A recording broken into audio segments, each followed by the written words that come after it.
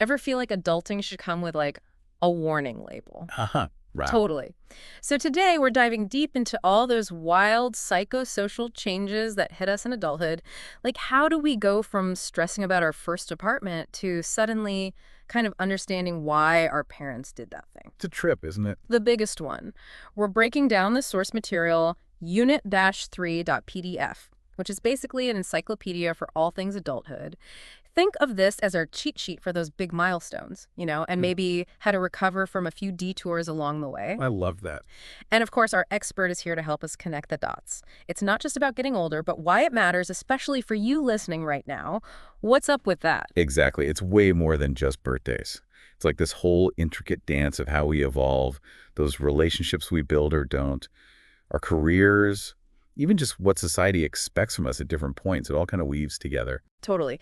And our source material dives into this from all these different angles. We've got Erickson's Stages of Development, Levinson's Seasons of Life, which is just a cool name. Right. Even how those attachment styles we form as kids, way back when, can totally show up in our adult relationships. Yeah. Ever feel like your love life's on repeat? Ooh, yeah. This might explain why. And the reading makes a good point, too, about how there's no one-size-fits-all roadmap. The contextual approach, remember that? Yeah. It reminds us that everyone's journey is going to be unique. Your background, your experiences, who you've got in your corner, it all blends together to create your version of adulting. So true. We're talking about those classic milestones, right? Launching a career, maybe marriage, kids, or not. Hmm. Facing the reality of, well, getting older, retirement, relationship shifting, finding new meaning in those later years. Whew, it's a lot. It's a lot to process. But hey, that's what we're here for, right? We'll break down these big, kind of intimidating concepts into bite-sized pieces you can actually use. Walk away with those aha moments. Love that. Okay, one thing that really got me was this whole social clock idea. Like, are we hitting these milestones on time? And how does that even affect our decisions about marriage, kids, all of it? So interesting. The reading mentioned that women who follow this more like masculine social clock, where it's career first, tend to report feeling more dominant, more independent as they age. It's true. It jumped out at me, too. But it's not about saying one path is better. No, for sure. It's more about acknowledging the trade-offs. Like, yeah, focusing on career early on might mean a stronger sense of agency later, but it could also mean navigating different challenges if you decide to start a family later. Finding what feels right for you, not some external timeline. Totally. The reading also got real about work-life balance, especially juggling family, and how much that can impact our relationships and honestly just our overall well-being. Those sandwich years everyone talks about, caring for kids and aging parents at the same time, it's real. It can be so tough. It's intense. The source material doesn't sugarcoat that at all. But there's also this really uplifting side. It highlights the power of having those positive coping strategies, a strong support system, finding meaning in new roles like grandparenthood, mentoring. It's never too late for a whole new chapter, which I love. Okay, so much good stuff there, but how do we even make sense of the psychology behind all these big life stages? That's where those stage theories come in, Right. especially Erickson's work, which is a big part of the reading. He believed we face these very specific psychosocial crises at different points in life. Like, in young adulthood, it's all about that tension between intimacy versus isolation, building those deep, lasting bonds while also figuring out who we are as individuals. Which makes sense, right? It's this time of massive change for a lot of people, Mm. moving out, maybe starting a career, figuring out who we are outside of our families. And how we navigate this stage, according to Erickson, can have huge ripple effects later on. If we don't develop that capacity for intimacy, it might be harder to create those really trusting, supportive relationships later down the line. That makes sense. So then we move into middle adulthood, and generativity becomes this huge focus, right? That urge to nurture the next generation, leave our mark on the world. It's pretty powerful. And it can show up in so many ways. Raising kids is one, for sure. Yeah. But it might also be mentoring colleagues, volunteering, creating something of lasting value. There's no single right answer. Which is cool, but what if we, miss that boat? What if we don't find that outlet for generativity? What did Erickson say about that? He suggested it can lead to this sense of stagnation, feeling stuck, like we're not quite living up to our full potential. But it's super important to remember this isn't about judging anyone's path, right? Right, of course. It's more about understanding those deeper human needs and how they play out. Absolutely. Understanding, not judging. Besides Erickson, the reading also talked about Levinson's Seasons of Life, which, again, such a good name. The best. And it really captures that feeling of going through these distinct periods of like stability and then major transition. It's like, whoa, what just happened? Totally. And for Levinson, it was all about building this life structure, kind of a framework for our relationships, our career aspirations, everything, really. And that framework, it's not fixed, right? Yeah. It changes and evolves with us as we grow. Exactly. He talks about these key transition points, like Yeah. that big shift in early adulthood, usually around 17 to 22, where we're really starting to solidify a vision for our adult selves, often fueled by those early dreams and aspirations. And the reading made such a good point about how those early dreams can be so influenced by like what society expects from us, like that whole masculine versus feminine social clock thing. It's wild how powerful those unspoken timelines, those expectations can be, Yeah. even if we're not consciously aware of them. Like women in their 20s might feel pressure to prioritize marriage and family, while men the same age might feel driven to establish their careers first and foremost. And as we talked about earlier, those choices, they ripple outward. They affect our sense of self, our relationships, our overall happiness. It's a lot to juggle. It is a lot. But even just understanding those influences can be so empowering. It helps us make choices that are more intentional, more aligned with our own values and desires, instead of just following some predetermined script that doesn't quite fit. Yes, writing our own stories. Okay, speaking of stories, let's talk romantic relationships. The reading suggests that there's this fascinating link between our early attachment patterns and how we approach love as adults. Have you ever wondered why some people just seem to effortlessly find those lasting, loving partnerships while others keep hitting the same relationship roadblocks? Oh, 100%. It's like, what is the deal with that? Right. And attachment theory actually offers some really interesting clues. So true. Those very first bonds we form with our caregivers, whether they're secure, avoidant, or resistant, those early patterns, it's like they create a blueprint. It's like they get woven into our DNA almost. Totally. Like they shape our core beliefs about how love works. So if someone had like a really solid, secure attachment in childhood, their needs were met consistently, they felt safe, loved. Chances are they'll approach adult relationships with that same sense of trust and security. Yeah. They're cool with intimacy, they don't freak out about being abandoned, and they're able to form those healthy, balanced bonds. It's like they have a head start. Which makes sense, but then what happens when those early attachments were rocky? Maybe there was inconsistency, neglect, even rejection. Yeah, that can make it way more challenging to build those secure, trusting relationships later on. Someone with an avoidant attachment style, for example, often coming from early neglect, might find themselves pulling back from emotional closeness, afraid of getting hurt. And on the flip side, those with more of a resistant attachment style, which the reading said often develops from unpredictable caregiving, might really, really crave that closeness, but also constantly fear being abandoned. So it's like this push and pull. Exactly. And while these patterns can feel like deeply ingrained, and they are to some extent, it's not a life sentence, thankfully. With awareness and effort, we can work through those early wounds and build healthier, more fulfilling relationships. That is such an important message. Okay, let's shift gears a bit from those early years and jump into the thick of adulthood. Marriage, family, careers, all the good stuff. Let's do it. The source material does a really good job of outlining that traditional family life cycle. Moving out, finding a partner, having kids. The classics. Right. But it also acknowledges that there's so much more diversity these days in how people are actually approaching these milestones. So true.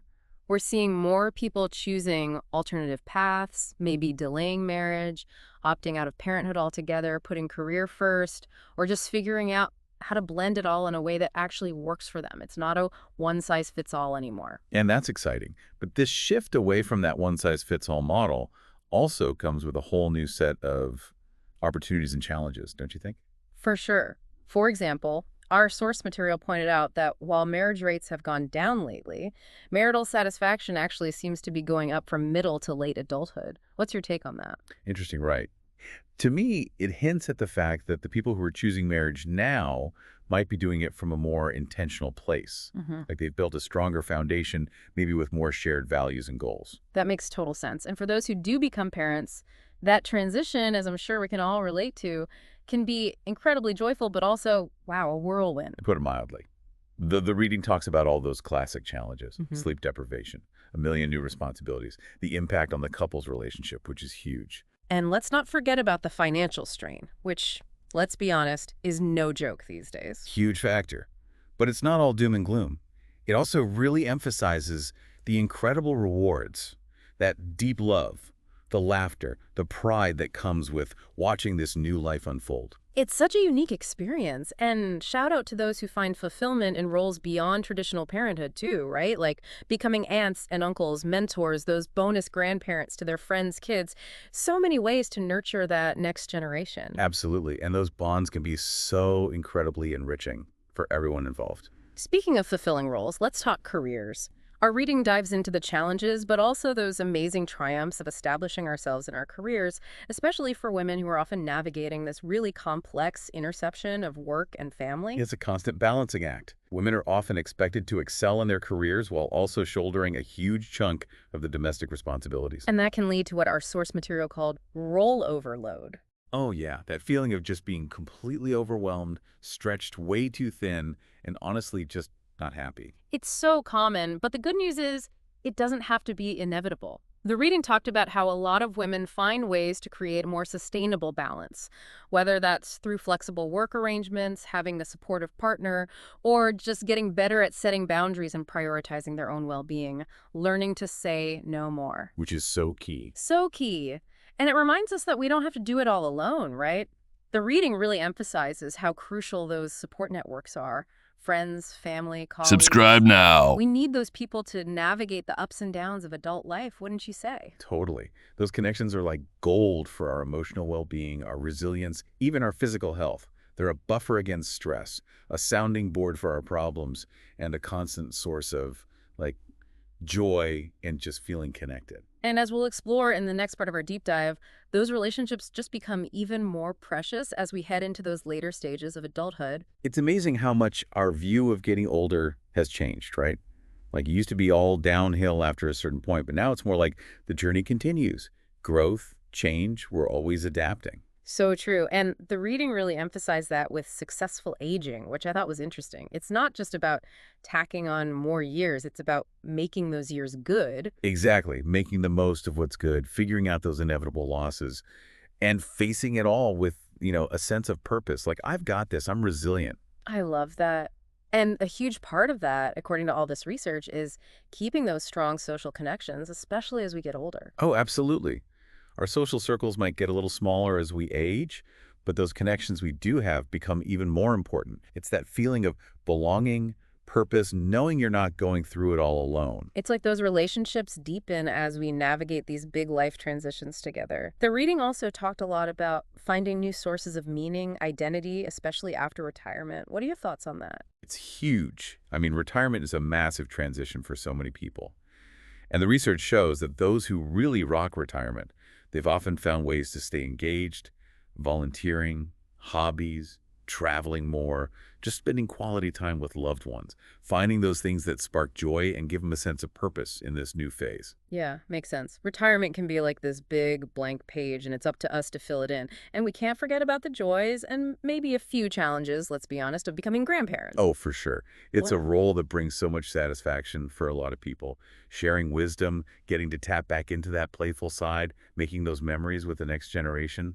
It's pretty special. It is. But the reading also made it clear that there's no one right way to be a grandparent. Like, those relationships can look really different depending on how close you live, cultural norms, even just personality. Super true. Just like there's no one right way to do adulthood. It's about finding what works for your family, your dynamic, and cherishing those bonds. That's what matters.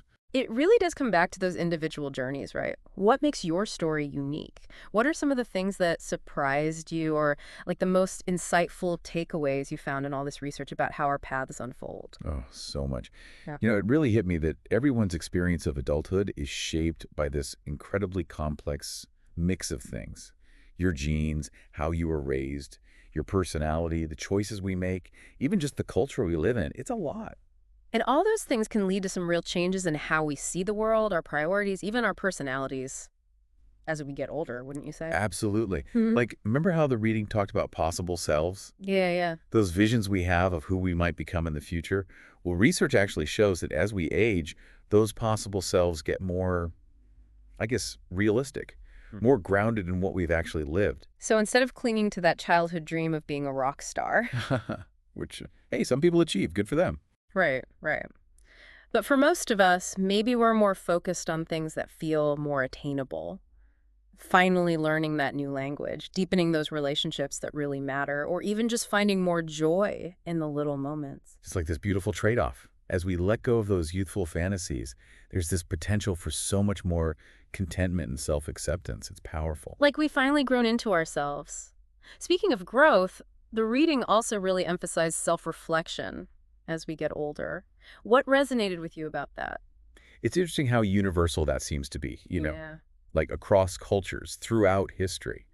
The reading talked about things like reminiscence and life review, Yeah, I, basically different ways of revisiting our path, all of it, the highs, the lows, those hard-won lessons, hmm and then finding meaning in those experiences, the stories we carry. It's like we're writing our own internal memoirs. Totally. A chance to gather it all up and create a narrative that makes sense. It helps us understand who we are and how we got here. And that process, according to the reading, can lead to this feeling of ego integrity. Which is huge. It's that sense of wholeness, being content with the life we've lived, especially as we get closer to those later stages. Like we're embracing all of it, right? Right. The good, the bad, the messy parts, and recognizing that we lived authentically even with those inevitable missteps and regrets. So well said. But the reading also acknowledged that it's not always easy to get to that place of peace. It's true. For some people, acceptance is a process and it's not always linear. What does the research say about those experiences when, maybe it doesn't quite click? It talks about this potential for despair, those feelings of, oh, man, I wish I'd made different choices. It's too late now. Which I get it, it's a human response. When we're facing loss, the reality of our own mortality, it's understandable to have some regrets. Absolutely. And that's why approaching aging with intention is so important. Building those healthy coping mechanisms, those strong relationships, and constantly seeking out things that bring us joy and purpose, even when things get tough. It makes all the difference. It's about making each chapter count. Now, you mentioned earlier how everybody's journey is different.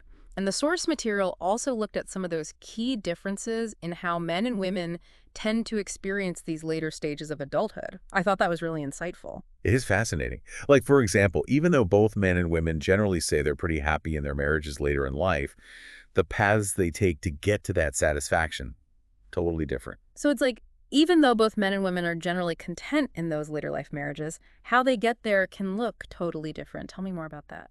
Well, for men, it seems their social circles can really shrink after they retire, especially if most of their connections were through their job. Makes sense, especially if they haven't had time for hobbies or other things they're passionate about outside of work. Exactly. But women, they tend to keep those larger, more diverse social groups throughout their lives. Family, friends, being involved in their communities. We talked about this earlier. So they're kind of ahead of the game when it comes to those social changes that naturally happen with age. It's like they've already been building those support systems all along. Exactly. And those connections, like we've been saying, are huge for emotional health and finding that sense of purpose, especially as we get older. It's about that feeling of belonging, of knowing you're not alone in this whole aging thing. Now, besides just social connections, the reading also pointed out some interesting gender differences in how we approach the emotional side of getting older, which I thought was fascinating. It's really interesting, right? For example, it seems that as men get older, they often become more comfortable with their emotions, more willing to, be vulnerable, ask for support, that kind of thing. Which is really interesting because for so long, those qualities have been seen as, I don't know, more acceptable for women to express. But here it seems like those roles almost flip as we age. Totally. Yeah. And it's not just that men become more emotionally open. The research suggests women, as they age, often feel more empowered to embrace those more assertive, independent parts of themselves, the traits that maybe weren't as celebrated when they were younger. It's like those traditional gender roles we grew up with. They start to relax a little as we move through life. There's more room to just be ourselves, which honestly, that's kind of inspiring. It is inspiring. It Yeah. speaks to our ability to keep growing, keep changing, no matter how old we are. But we have to acknowledge that aging isn't all sunshine and roses. The reading got real about some of those practical challenges too, which are important to talk about. Right, like dealing with health issues that pop up, financial worries, maybe needing more help from others as we get older. It's a big adjustment for a lot of people. Huge. And it can be really hard to navigate, especially for people who've always been super independent. The research really stressed how important it is to find ways to hold on to a sense of control, even when we're facing these new challenges we've never dealt with before. So how do we do that? How do we maintain that sense of agency as things change? Well, it might look like making proactive decisions about healthcare, being open to different options like assisted living, if that becomes necessary, Mhm. or even just finding ways to adapt our homes and our lifestyles as our needs change. So it's about planning ahead, advocating for ourselves, being informed. Exactly. But it's not just external stuff, right? That inner resilience is huge. Cultivating a positive outlook, practicing gratitude, staying close to those supportive people in our lives, all of that helps us ride the waves of aging. It's about having those tools in our back pocket. And, we also have to acknowledge the people who dedicate themselves to supporting older adults, the caregivers, the healthcare workers, social workers. They're amazing. They are. They provide such essential care, companionship, and make sure that older adults can age with dignity, even when things get hard. Their work is so important, and honestly, I think a lot of times it's overlooked. Now, the reading also touched on some of the really tough stuff that can come up as we age. Things like elder suicide, the complexities of family caregiving situations. Those are hard conversations. They are heavy, Yeah. but they're conversations that we need to be having more openly. Yeah. There's still so much stigma around these issues, and we need to create a more supportive environment for older adults and their families. Absolutely. It's about making it okay to talk about those challenges without shame or judgment. Because at the end of the day, aging is something every single one of us will go through, if we're lucky, and it deserves to be met with understanding, respect, and a whole lot of grace. As we wrap up this deep dive, I'm struck by how much of it comes back to finding that balance between acceptance and agency. That's such a good point. Recognizing that, yeah, we can't control everything about getting older, but there's still so much we can do to shape this experience and live well. Finding that sweet spot between surrendering to the natural flow of life and at the same time taking steps to make this chapter as meaningful and fulfilling as possible. And sometimes that means challenging those messages we've internalized, those Yeah. stereotypes about what it means to be old, like rewriting the script entirely. Yes. So instead of buying into the idea that aging is all about decline and loss, we can choose to focus on. The opportunities, the chance to keep growing, keep learning, stay connected to what lights us up. Because let's be real, our culture doesn't always make that easy. It's all about youth. Oh, I know. You're constantly bombarded with this message that being young is everything. It's like youth equals beauty, vitality, worth. It's hard to push back against that. It's true. But there's a growing movement to challenge those narratives, to redefine what it looks like to age gracefully, authentically, and on your own terms. Yes.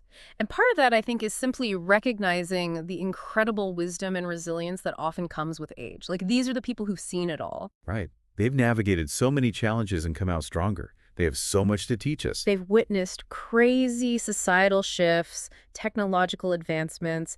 They have this perspective that gives us this incredible window into history, progress, just the human experience itself. And it's true.